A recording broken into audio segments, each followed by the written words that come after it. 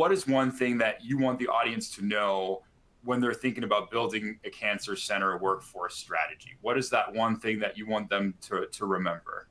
No, thanks. What I would say is when you are hiring a leader, keep in mind that you're not only hiring them to do a specific job today, hiring for where you want to go in the future. So keep in mind your growth, your expansion strategies, and does that leader have the skill sets to be able to take you where you want to go? So that would just be one thing that I would have everyone keep in mind. So it's that future forward thinking, sort of Absolutely. the balance between short term and long term, and being able to see that. Is that correct? Absolutely, absolutely. So again, you want to have a leader that's in place not only to be successful in the current environment, structure, size, and scope, but also can help you grow and expand in the future. So sometimes those are two different skill sets. And so you have to think about that when you're hiring the leader. Are they able to do both? Yeah, absolutely. Joel, what's your thing? What do you want people to walk away with? What's one thing that's important when you're thinking about this and you're thinking about a holistic workforce strategy?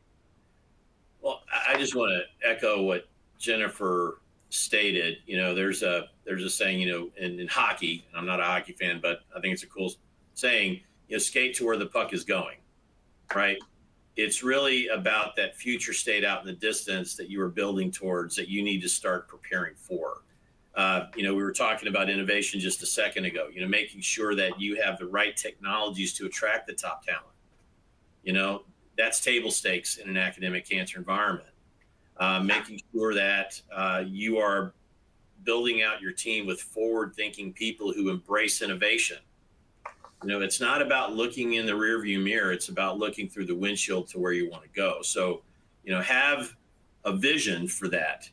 As a leader, you've got to be able to articulate where that is that you're trying to land all of it, land this program.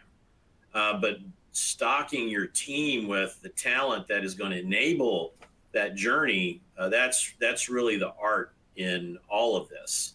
And, as a leader, it's not about you and your individual contributions anymore. It's about the individual contributions of the team that you amass that can execute on the plan to achieve that vision for the future. Yeah, and sticking with hockey here, we don't want anybody ending up in the penalty box, right? And we don't want to play shorthanded. That's the most important thing. We I'll don't take want your to word for play that one. Huh? Yeah, we don't want to play shorthanded. We want to make sure that we have the team needed to be able to win at the end of the day. That's really key. Absolutely. Joel, Ellen, and Jennifer, thank you so much for sharing your insights. This was a fantastic discussion. Thank you so much. Thank you. Thanks for having us. Absolutely. We did get some questions that I want to make sure we're getting to here before we close this out. And Alan, I wanted to start with you here. I think this is very important and very interesting too. What are some of the early signs that a team isn't really functioning where it needs to go, isn't really functioning at its high potential? And what are some of the responses that you've seen, or what are some of the things that you've seen in that regard? Sure.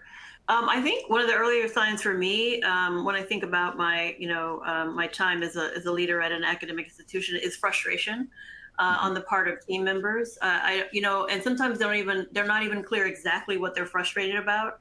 It's just not happy. They're just not happy about something. Even before sometimes we see the metrics changing or falling behind, they're just, because people want to do their best. They want to take good care of patients. They want things to go well. And they want to be good doctors or good team members. I shouldn't leave it just to doctors. And they just start to get frustrated. Yeah. Joel, is that something that you're seeing as well in terms of the biggest factor in identifying that? What are some of the things that you've seen in your career, or where you're seeing, okay, these are the things that I'm watching for, these are things I'm looking for? Well, I pay very close attention to interpersonal dynamics. Are people communicating freely? Are they able to have critical conversations? I'm a big believer in fun as a core value too. So are they having fun together? Do they engage with each other appropriately after work? Do you see people isolating in meetings? if you're seeing that friction manifest itself, it's important to get in there early, try to diagnose the issue at hand. If it's interpersonal conflict, try to get that resolved. But, it's all about optimizing the talent that you have at the table.